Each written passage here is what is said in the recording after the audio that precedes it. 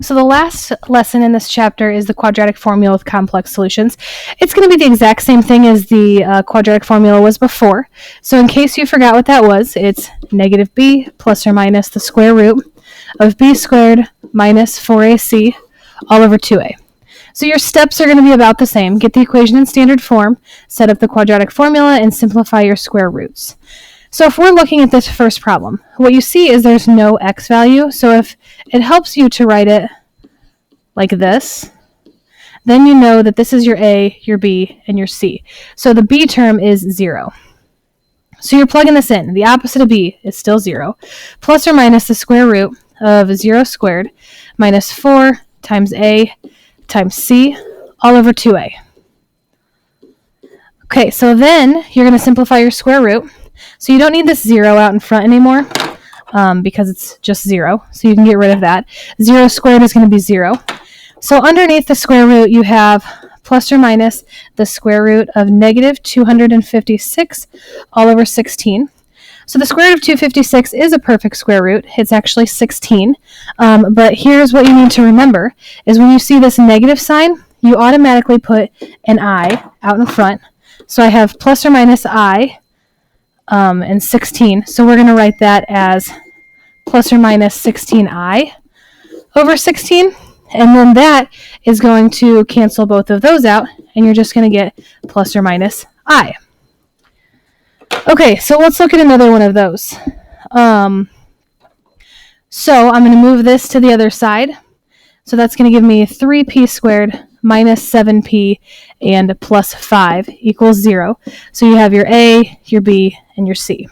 So plugging that into the quadratic formula, the opposite of b is 7 plus or minus the square root of negative 7 squared minus 4 times a times c all over 2a. So underneath the square root is going to simplify to negative 11. So I have 7 plus or minus the square root of negative 11 over 6. So what you need to remember in this is that your negative sign brings an I out in front. So this is really going to be 7 plus or minus I root 11 over 6. So that I has to come out in front. Okay, so 3 and 4, get these in standard form. So 10n squared minus 7n plus 6 equals 0. So you have a, b, and c. So the opposite of b is 7 plus or minus the square root of negative 7 squared minus 4 times 10 times 6 all over 2 times a, so 2 times 10. So then underneath your square root, you're going to get 7 plus or minus the square root of negative 191 over 20.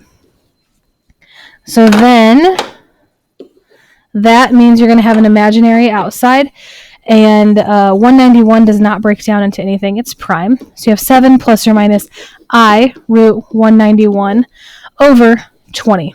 And that's your final answer that you're going to leave it in. The last one on this page, same thing.